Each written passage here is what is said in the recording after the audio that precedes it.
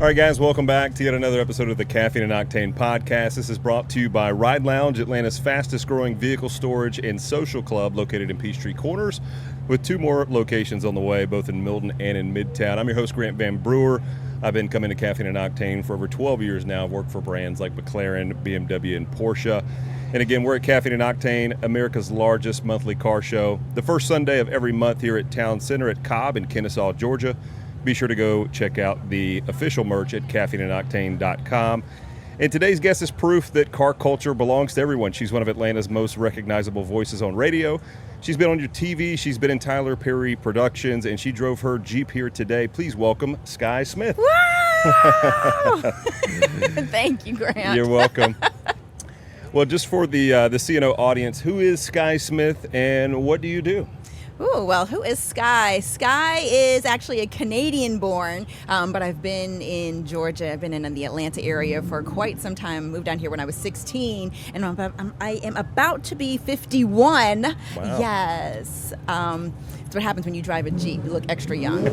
But I've been here since I was 16, graduated from Spurbury High School around the corner, and graduated from Georgia State University, landed in radio, and have been there ever since. Now you can catch me on B98.5 on the weekends, Saturdays at 10 to 3 and Sundays 11 to 3. That's awesome. So nearly 2 decades in Atlanta media, Yes. Radio, TV, film, stage, red carpet. I mean, how do you even describe what you do at this point?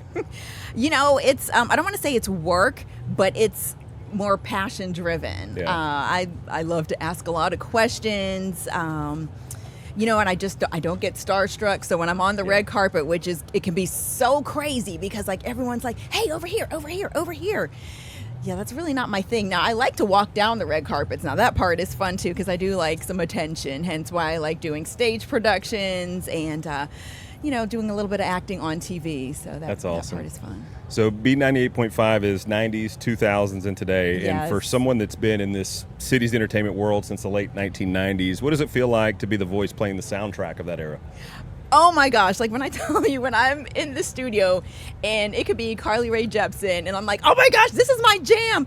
And I just cannot control my excitement and I might just say that on air like, oh my gosh, this is my jam. Come on, let's dance, and I'm like, I hope the people on the other side of this box don't think that I'm crazy. So yeah, well, I'm sure you're giving them some of that energy. They're getting excited too. And then what brought you out to Caffeine and Octane today?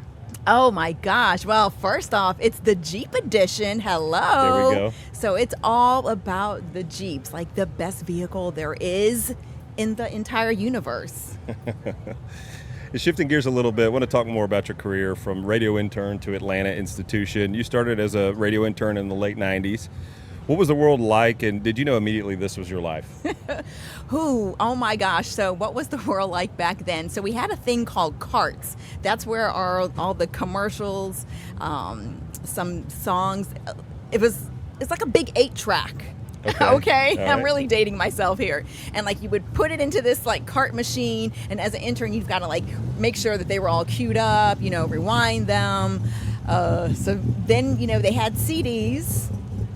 Then from there, everything was like all digital. It's like, wait, there are no more carts and we don't have to have like a paper log that we check off anymore. So it's really been fun watching the whole process. But in watching that whole process, when things do become automated, then your need for actual humans decreases. So that's been the sad part. So it's like an oxymoron. It's fun, but sad. Yeah.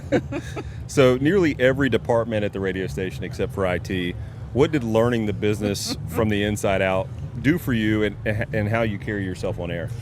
So a lot of talent is just on-air talent, so they don't know all the guts behind it. Right. So without sales, nothing can happen. Mm-hmm. So I started off working in sales. And because I'm really not a money-driven person, like that really wasn't my forte. I'm more of an idea person, so I would love to get together with people. Hey, let's come up with ideas. So that's how I landed more so in the promotions department with the ideas, and then being out with the public, which I love because I do not meet a stranger. So, but again, in radio, contrary to what you might think, it's a very low-paying job. It is a passion-driven job, Grant. Let me just tell you that. But I do have a passion for people and for music, so that's what kept me in that industry for so long. And yeah, working in the digital realm, and then handling national sales, and then meandering my way through on air. We had a program director who was from Boston, Jerry McKenna, and when he came to the station, Odyssey, I was like, oh my gosh, because I love New Kids on the Block. New Kids on the Block and Marky Mark.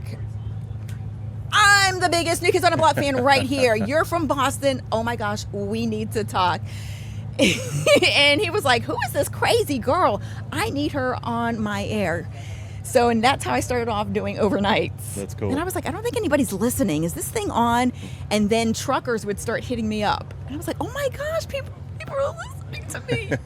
And then they moved me from overnights to doing middays. Very cool. And that's been just so absolutely amazing. And let's talk about the Tyler Perry connection. You've worked on his productions. I actually sold him a Porsche when I was working for Porsche, which is kind of interesting. So, small world moment worth acknowledging. How has that name come up in both of your worlds?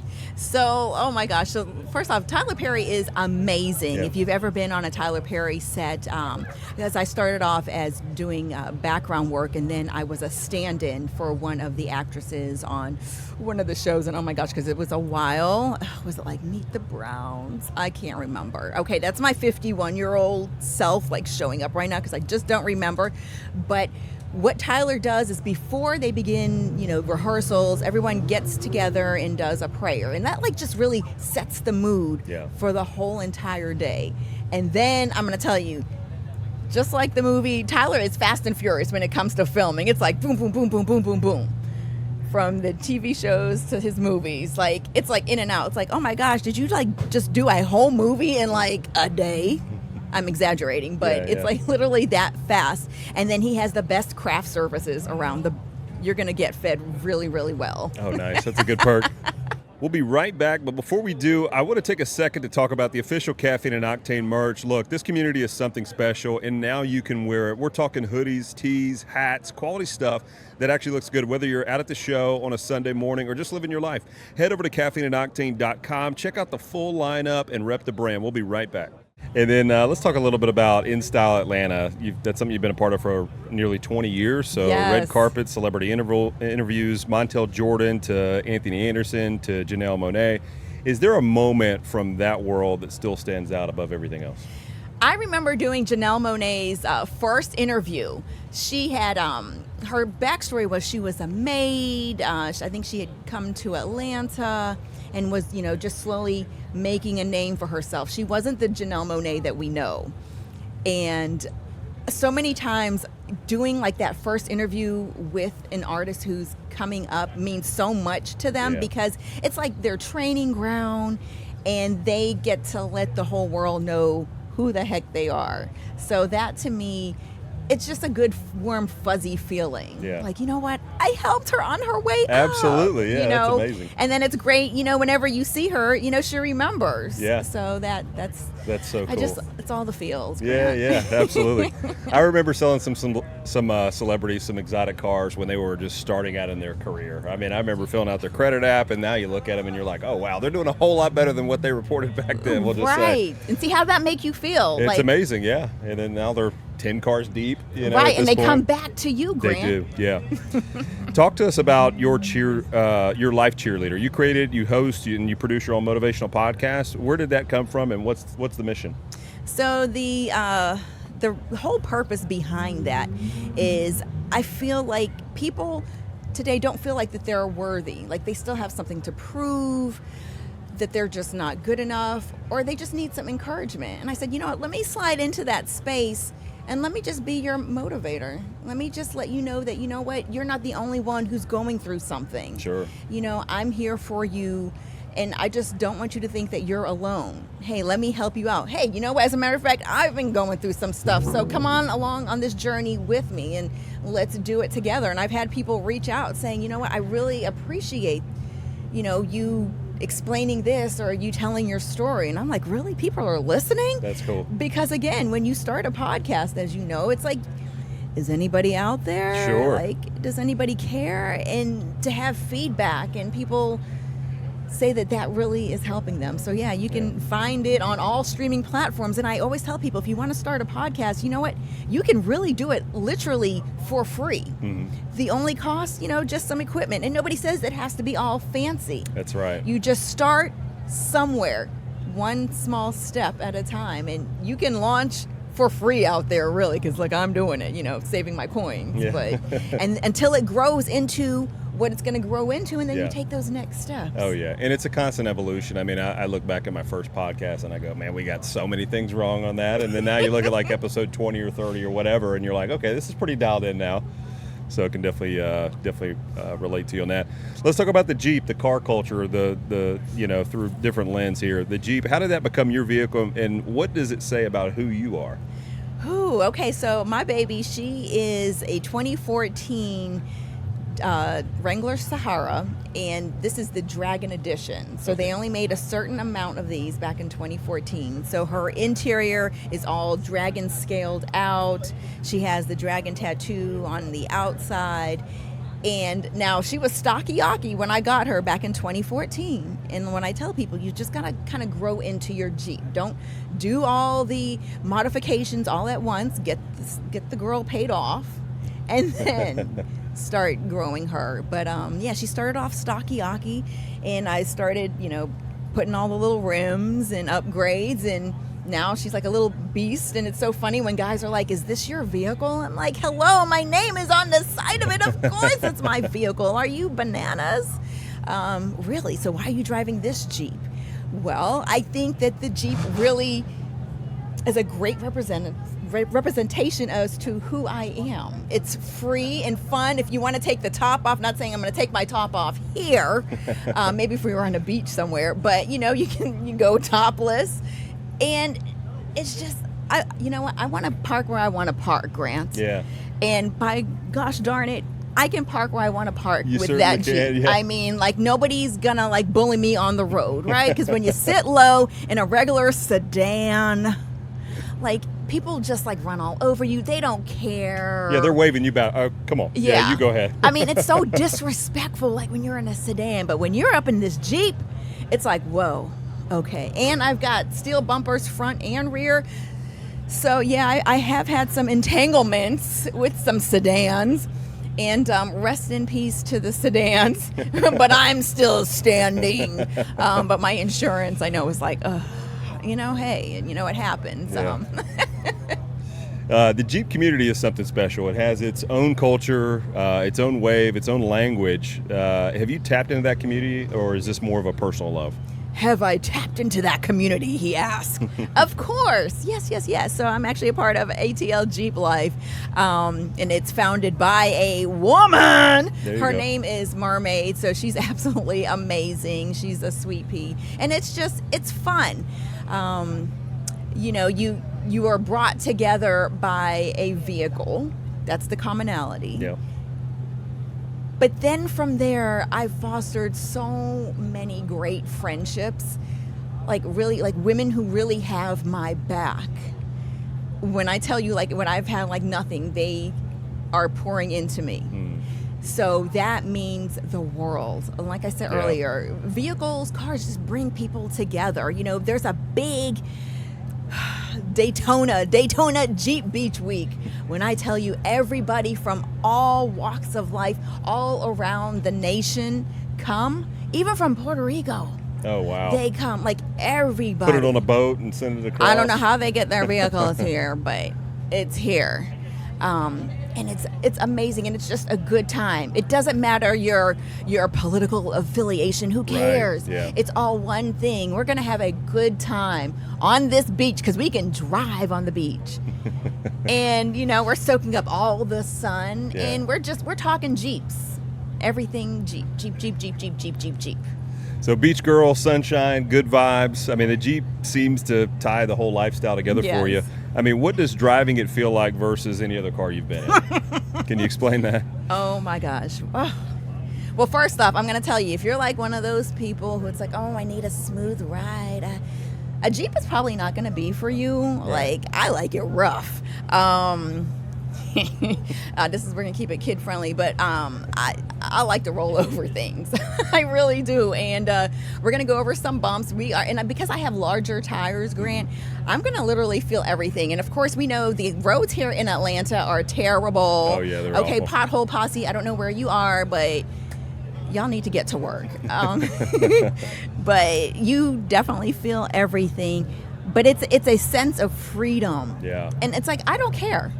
It doesn't bother me. Now, some people are like, oh my gosh, this is what it's like in a Jeep. Or people have to like really hike up to get into my Jeep. Like, wow, it's so high. I'm like, come on, man. Like, if I could do this in a pencil skirt, you're a dude. You can do this, okay? Yeah.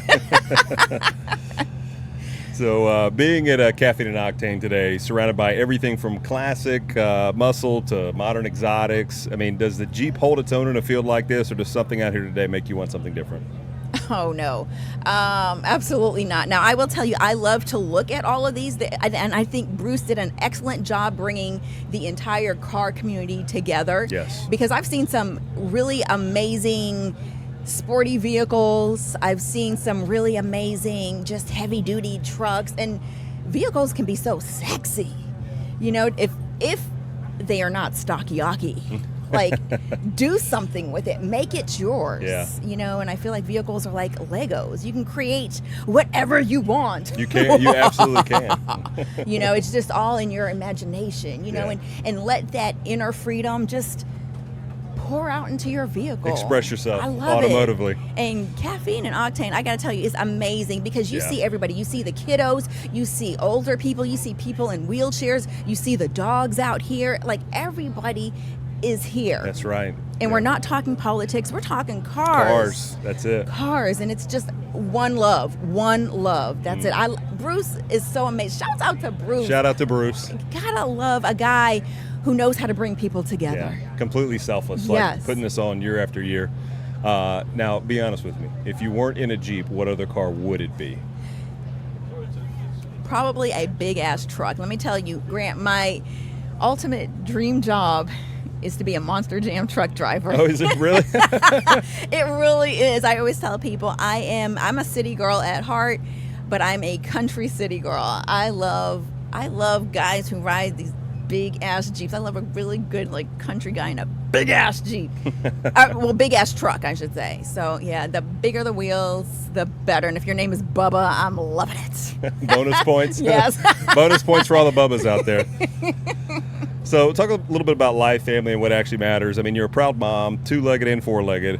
What does life outside the mic and the red carpet actually look like? This is crazy because Grant like knows everything about me. I'm like, where is this information living? Yeah, I have a 26-year-old daughter. So proud of her. She's doing her thing, getting her 3rd degree over at Emory. My dog is bananas.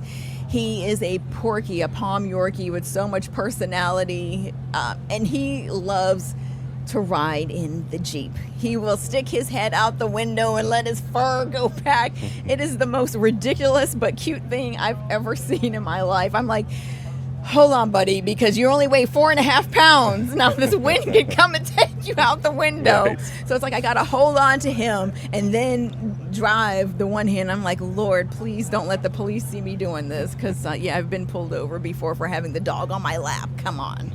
Oh, man. But, I mean, where else is the dog going to ride? Like, he's not going to sit in the seatbelt. He's like 4.5 pounds. He's going to slide right out of there. Hopefully you just got a verbal warning and that was it. They gave you a ticket. We're going to find out who that was. Yeah, no tickets. Yeah. So the police have been good to me. So it seems like your mission is to really uplift, connect, and remind Yes. people that the sky's never the limit. Where does that philosophy come from in your personality? I think it's just something I was just really born with. And I always like to find the why in people. Yeah. Why do they do what they do? Because it's not that people aren't bad people, but something happened that they never fixed. And so there's always a why. Mm-hmm. So there's a reason why the homeless guy is on the corner.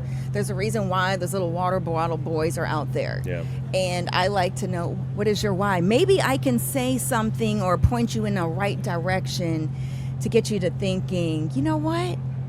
I never thought about that.